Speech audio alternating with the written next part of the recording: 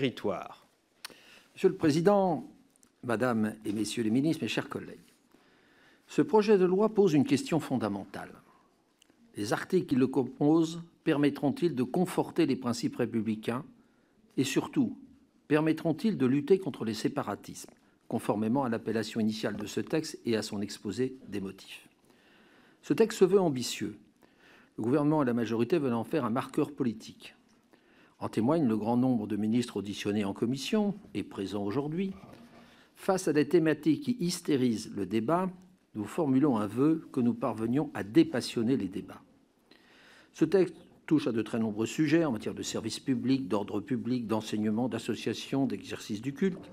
Il modifie plusieurs de nos lois emblématiques, la loi sur la liberté de la presse de 1881, la loi de séparation des églises de l'État de 1905. Enfin, il touche à beaucoup de nos libertés fondamentales, la liberté d'enseigner, la liberté d'association, la liberté de culte, la liberté de communication notamment. En guise de propos liminaire, je veux rappeler que nous pensons tous, comme le gouvernement, que l'islam radical, ou plutôt le fondamentalisme islamique, constitue une menace importante pour notre société. À ce titre, nous partageons la volonté affichée de s'attaquer à ce problème et de réaffirmer notre attachement collectif au principe fondamental de la laïcité. C'est avec cet état d'esprit que nous avons entamé l'examen de ce texte. Cependant, la lecture détaillée des articles et les auditions nous amènent à réviser ce jugement. En un mot, votre texte, en l'état, nous semble rater sa cible. Censé viser l'islam radical, ou plutôt le fondamentalisme islamique, il va surtout rendre la vie plus compliquée à un nombre considérable de parents, d'associations, de croyants de diverses religions qui sont tous de bons républicains, qui respectent les règles de la République et qui n'ont rien à voir avec le fanatisme visé. Pour notre part, nous estimons que les articles de ce texte peuvent être répartis en 3 catégories. Les articles qui apportent une réelle amélioration à l'état du droit, les articles qui pourraient être acceptables sous réserve d'amendements significatifs, et enfin les articles qui sont dangereux, car soit attentatoires aux libertés fondamentales, soit inutiles, il y en a quelques-uns, car déjà couverts par le droit existant, soit, c'est le cas de certains, inapplicables. Commençons par ce que nous approuvons. Nous approuvons les mesures prises pour protéger les fonctionnaires et celles pour rendre plus effectif le principe de neutralité du service public. Nous regrettons néanmoins que le périmètre d'application de ces mesures ne soit pas défini de façon suffisamment précise dans la loi, mais des amendements y pourvoiront. Il en est de même pour le concept de contrat d'engagement républicain. Mais la République n'est pas un contrat. Il faut parler d'engagement à respecter les principes républicains. Ensuite, sur d'autres articles, nous en partageons l'ambition, mais ils paraissent parfois inutiles, car déjà couverts par le droit existant ou peu applicables.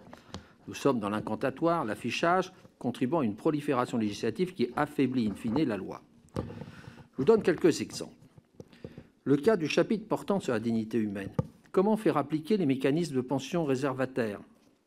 Tous les notaires nous disent que c'est totalement inapplicable. Ou les pensions des réversions pour les épouses de polygames étrangers, alors que le texte prévoit que ces mesures devront se faire en respectant les engagements internationaux de la France qui prévoient le partage, c'est-à-dire exactement l'inverse, et que le gouvernement, il y en a 14, ne veut pas dénoncer. Cela est tout simplement impossible ou va conduire à créer des contentieux internationaux sans fin. Il en est de même sur les sanctions à l'égard de médecins ayant délivré ces pseudo-certificats de virginité pour protéger des jeunes femmes. Ce sont les personnes qui forcent ces jeunes femmes à demander des certificats de virginité, comme l'a rappelé notre rapporteur, qui doivent être sanctionnés. Enfin, des articles nous semblent, quant à eux, attentatoires aux libertés fondamentales. Cela concerne la plupart des mesures relatives aux associations, notamment l'article 6 relatif à l'exercice du culte, l'article 21 relatif à l'enseignement en famille et l'article 18 relatif à la lutte contre la haine en ligne. Nous avons eu des échanges sur ces dispositions au sein de notre groupe, et notamment sur ces 3 articles 6, 18 et 21. Notamment, nous aurons l'occasion d'y revenir largement. Nombre d'articles consacrés à l'exercice des cultes vont également créer des lourdeurs administratives comptables importantes et coûteuses pour l'ensemble des associations cultuelles et ainsi dégrader l'attractivité de la loi de 1905, malgré la possibilité de détenir des immeubles de rapport, soit l'exact inverse de l'objectif affiché par la présente loi. Nous pourrions ajouter une 4e catégorie de textes qui regrouperait ce que votre texte ne contient pas. Nous aurions attendu, conformément au discours du 20 octobre 2020 des Mureaux du Président de la République, d'un texte ambitionnant de conforter les principes républicains, des mesures visant par exemple à favoriser l'éducation et la laïcité, souvent mal comprises, l'intégration en matière d'emploi ou la mixité sociale dans le logement. Or, de tout cela, il n'est pas question. Votre texte se veut répressif, là où il aurait dû être équilibré par un volet éducatif, économique et social. Dans un tout autre registre, la question des prisons, qui est un sujet crucial pour lutter contre l'islam radical, ou plutôt le fondamentalisme islamique, n'est pas traitée. Quant à la question des moyens, elle n'est jamais évoquée, alors que c'est bien souvent ce qui manque avant tout, plutôt qu'un nouvel arsenal juridique. En conclusion, à la différence de la loi de 1905, qui était une loi libérale d'équilibre faite de compromis, il en va autrement de votre texte, qui est en l'état déséquilibré et qui tombe souvent dans des dispositions liberticides. Merci, monsieur le député.